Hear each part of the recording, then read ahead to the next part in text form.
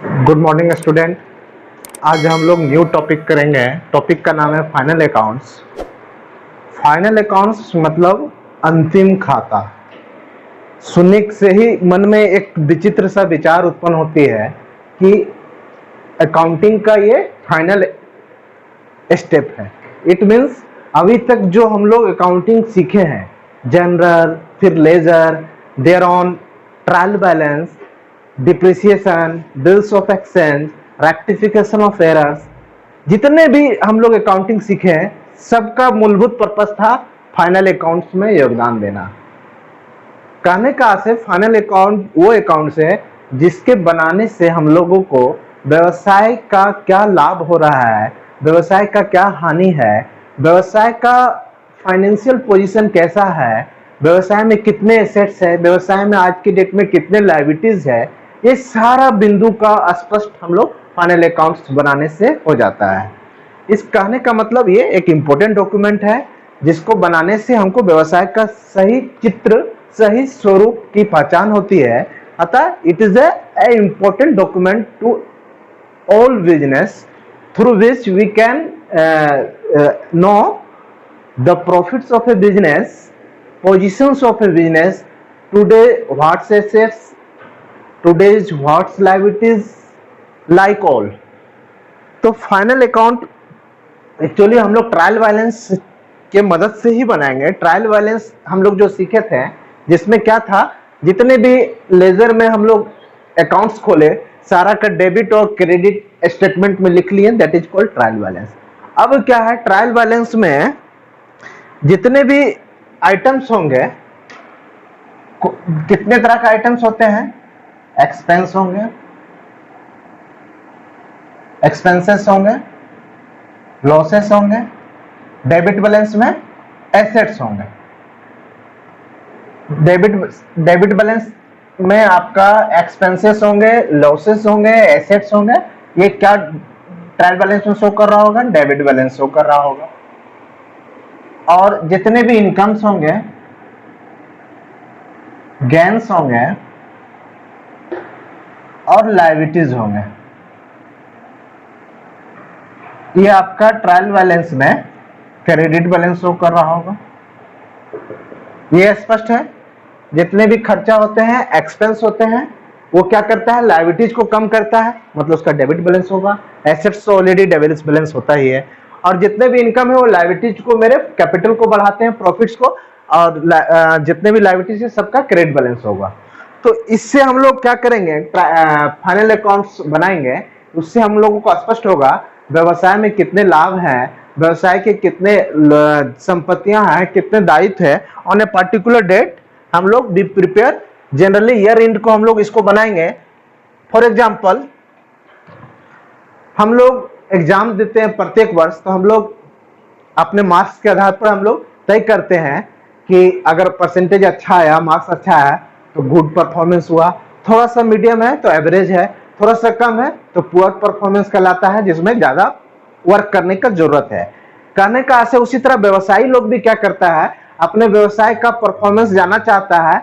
वो व्यवसाय का मूलभूत से क्या जानना चाहेगा, व्यवसाय का प्रॉफिट कितना है वो जानना चाहेगा व्यवसायी लोग।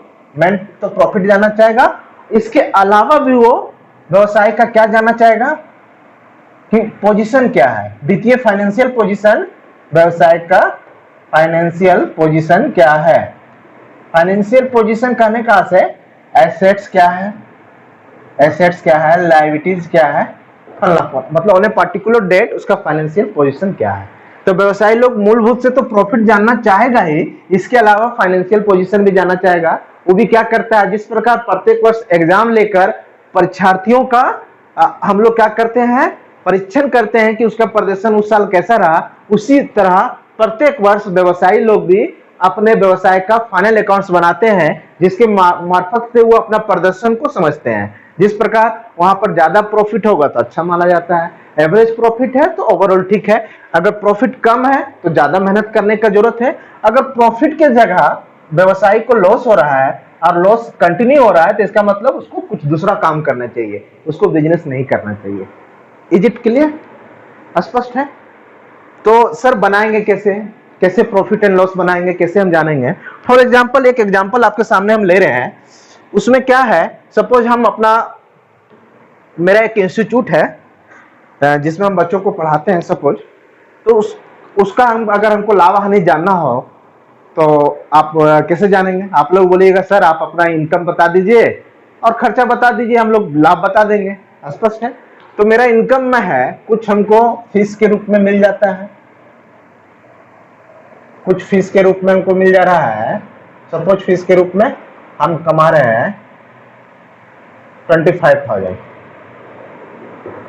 फीस के रूप में हमको 25,000 मिल रहा है। कुछ हम प्रोफेशनल सेवा दे रहे हैं, मान लीजिए कुछ प्रोफेशनल सेवा दे रहे हैं, प्रोफेशनल सर्विस से हमको कुछ मिल रहा है, मान लीजिए 10,000।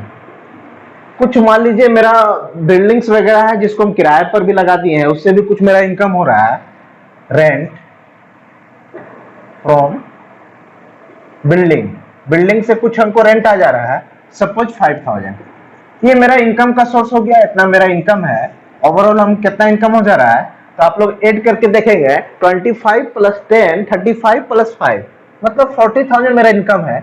तो क्या यही मेरा प्रॉफिट हो गया? जी नहीं, इतना तो मैंने अर्न किया साल में, एक साल का डाटा ले रहे हैं सपोज, इतना तो मेरा अर्निंग हुआ, बट कुछ मेरा एक्सपेंसेस होगा, इंस्टीट्यूट में इलेक्ट्रिसिटी खर्चा होगा, कुछ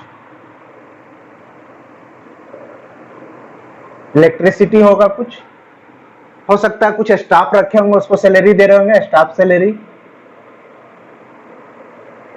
मान लीजिए स्टाफ सैलरी हम 4,000 पेड कर रहे हैं, इलेक्ट्रिसिटी 1,000 आ रहा है। अब कुछ साफ सफाई के लिए मान लीजिए मेंटेनेंस हो रहा हो, कुछ साफ सफाई के लिए मेंटेनेंस खर्चा हो, मान लीजिए वो भी 1,000 हो रहा है। तो इतना मेरा खर्चा है। खर्चा आपका टोटल कितना हो जा रहा है, सो देखिए, ये मेरा अर्निंग्स हो गया,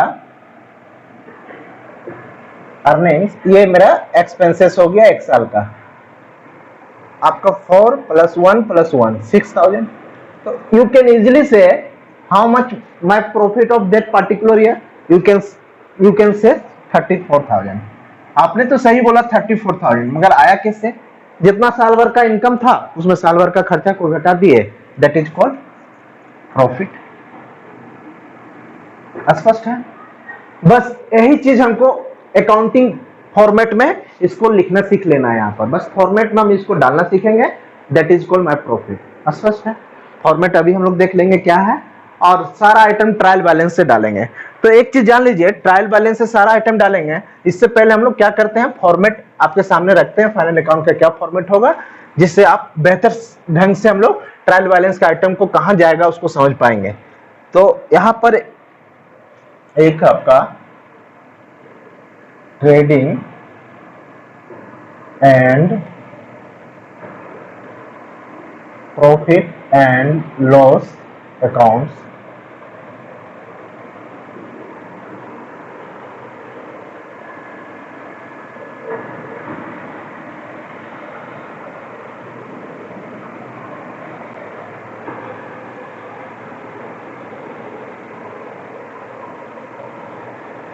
ये आपका हो गया डेबिट साइड, ये आपका क्रेडिट साइड, पार्टिकुलर्स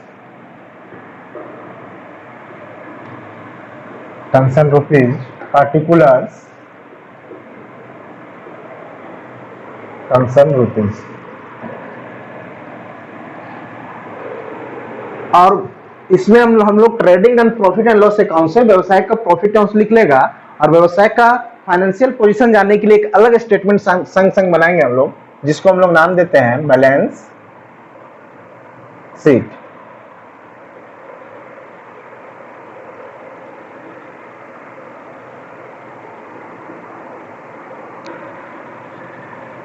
ये लायबिलिटीज को रिप्रेजेंट करेगा, ये साइड रुपीज, ये साइड एसेट्स को रिप्रेजेंट करेगा। यहाँ पर एक डिवाइडर हम चीज देते हैं ताकि स्पष्ट है, ये बैलेंस शीट का फॉर्मेट है और ये आपका trading and profit and loss account. Actually trial balance से ही हम लोग सारा चीज बनाएंगे। बैलेंस शीट व्यवसाय का पोजीशन पार्टिकुलर डेट को हम लोग देखते हैं, इसीलिए हम लोग एजोन लिखेंगे पार्टिकुलर डेट को, जो रहो 31 मार्च 2011 चाहे जो रहो। और ये एक साल जो इंड हो रहा है, प्रत्येक वर्ष जिस प्रकार हम लोग रिजल्ट मिलता है एग्जामिनेशन का, उसी प्रकार प्रत्येक वर्ष व्यवसाय का हम लोग क्या करेंगे, फाइनल अकाउंट बनाएंगे। इसीलिए यहाँ पर हम लोग क्या लिखेंगे, for the year ended जो भी हो 31 March 2011, 12, whatever the situation, स्पष्ट है। But position on a particular day, what is the liabilities, what is the assets of a business, what is the creditors, what is the debtors, all through balance sheet we can know, स्पष्ट है। अब क्या है, trial balance में जो suppose trial balance में मेरा क्या क्या रहेगा, डेबिट बैलेंस रहता है, क्रेडिट बैलेंस, उसमें सारा अकाउंट्स इन्वॉल्व रहेगा जो व्यवसाय में एक साल से रिलेटेड हो, सारा का बैलेंस उसमें रहता है। तो ट्रायल बैलेंस में डेबिट साइड में आपका एसेट्स जितना एक्सपेंस होगा उसका डेबिट बैलेंस चलता है, क्योंकि एक्सपेंस क्या करता है, लायबिलिटीज को घटाता है, प्रॉफिट को घटाता है, और एसेट्स का बैलेंस चलेगा। और लायबिलिटी साइड में जितना भी प्रॉफिट्स होगा और कैपिटल या लायबिलिटीज जो होगा, तो हम लोग क्या करेंगे, ट्रायल बैलेंस से पहले ट्रेडिंग एंड पीएल का आइटम को छाट लेंगे, जितने खर्चा हो सबको डेबिट साइड में शो करेंगे, और खर्चा डेबिट साइड, और जितने भी इनकम हो, प्रॉफिट हो, उसको हम लोग क्या कहां शो करेंगे, क्रेडिट साइड में, स्पष्ट है। जितना ट्रायल बैलेंस में खर्चा का मद हो, आइटम्स हो, सारा कहां शो होगा, will shown in debit side of trading and PL, and all incomes will shown in credit side of trading and PL, स्पष्ट है। अब खर्चा छाट लिए, खर्चा के बाद जो बैलेंस बचा उसको हम लोग कहां शो करेंगे, बैलेंस शीट में। खर्चा और इनकम तो यहां आ गया, इसके बाद जो बैलेंस बचता है ट्रायल बैलेंस में, उसके लिए एक बैलेंस शीट बनाया गया, उसमें आपका क्या बचेगा, डेबिट साइड में खर्चा यहाँ चला गया तो एसेट्स बचेगा जो यहाँ आ जाएगा, क्रेडिट साइड में जितना प्रॉफिट इनकम है यहाँ आ गया तो लायबिलिटीज यहाँ आ जाएगा, स्पष्ट है। तो ये समझने के लिए रहा, डेबिट साइड में सारा खर्चा डालेंगे। बट व्यवसाय में खर्चा दो तरह से होता है, या इनकम भी दो तरह का होगा। एक क्या, गुड्स को बनाने तक का खर्चा इनकम होगा, एक गुड्स को सेल या गोदाम क्या बोलेंगे उसको, सेल से रिलेटेड या ऑफिस से रिलेटेड खर्चा होगा। मतलब जितने व्यवसाय में इनकम और खर्चा हो उसको हम लोग दो भाग में बांट सकते हैं। पहला भाग कि हम कच्चा माल खरीदें, उसको मैन्युफैक्चर कर रहे हैं, तो गुड्स को मैन्युफैक्चर या बेचने की स्थिति तक का जितना खर्चा होगा सारा को ट्रेडिंग में शो करेंगे, उसको यहां तक शो करेंगे सबसे पहले। अब गुड्स को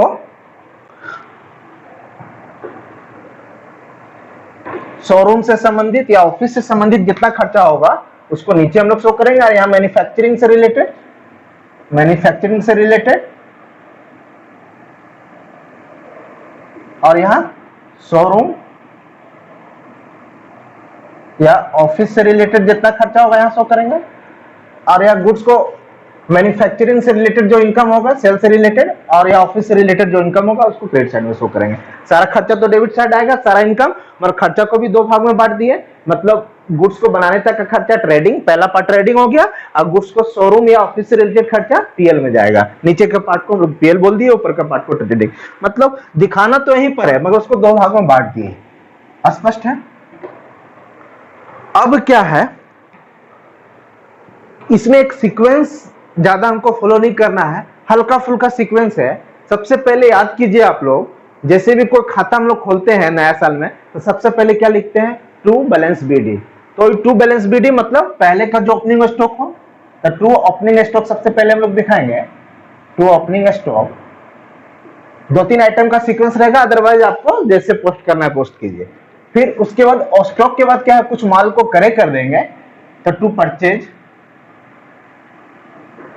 करेंगे, तो कुछ हो सकता है माल को रिटर्न करें, माल सैंपल के अनुसार ना मिला हो जैसा हमने ऑर्डर किया हो, तो उसमें हम लोग क्या कर देंगे, रिटर्न को लेस कर देंगे। और उसके बाद जो मैन्युफैक्चरिंग से रिलेटेड खर्चा होगा, वेजेज हो गया, फैक्ट्री रेंट हो गया, फ्यूल हो गया, जितना हो गया सारा को, इसके बाद कोई भी सीक्वेंस डालिए, कोई मतलब। उसी तरह क्रेडिट साइड में सबसे पहले हमको क्या लेना है, सेल्स से जो इनकम हो रहा है, सेल्स का आइटम लेंगे सबसे पहले। इसके बाद जो लास्ट में ईयर एंड में आपका जो बैलेंस सीडी रहेगा, जिसको हम लोग क्लोजिंग स्टॉक कहेंगे, क्लोजिंग स्टॉक। तो ये आपका मेन सीक्वेंस था जिसको हम लोग ने मेंशन कर दिया इसके अलावा आप सारा खर्चा को जिस ऑर्डर में लिखिए, ऑफिस में office expenses, salary, whatever, interest paid, commission paid, sequence आगे पीछे रहेगा, उससे डजंट मैटर है, कोई मतलब नहीं है। बट 3-4 आइटम जिसका सीक्वेंस जरूरी था, सबसे पहले बैलेंस बीडी लिखते हैं, ईयर एंड में बैलेंस सीडी लिखते हैं, तो बैलेंस सीडी को क्लोजिंग स्टॉक, बैलेंस बीडी को ओपनिंग स्टॉक बोला जा रहा है। फिर कुछ माल परचेज करेंगे, उससे रिलेटेड रिटर्न होगा। उसी प्रकार सेल्स का भी रिटर्न हो सकता है, सेल्स किया और कस्टमर मेरा माल लौटा दिया, जिस प्रकार परचेज में हम लोग लौटाते हैं, सेल्स में कस्टमर लौटा सकता है, तो उसको भी हम लोग यहाँ रिटर्न करके ही शो करेंगे। स्पष्ट है? इस सीक्वेंस के अलावा और कोई सीक्वेंस हमको फॉलो नहीं करना है। और बैलेंस शीट में लायबिलिटी साइड में एक क्या है, कैपिटल जो रहेगा, कैपिटल का जो अमाउंट रहेगा उसमें हम लोग क्या करेंगे, ड्रॉइंग्स को लेस करेंगे, कैपिटल में ड्रॉइंग्स लेस करेंगे, और जो आइटम आएगा उसमें हम लोग एड या लेस जो सिचुएशन हो, नेट प्रॉफिट, एनपी या नेट लॉस जो सिचुएशन हो उसको एडजस्ट करके हम लोग निकालेंगे।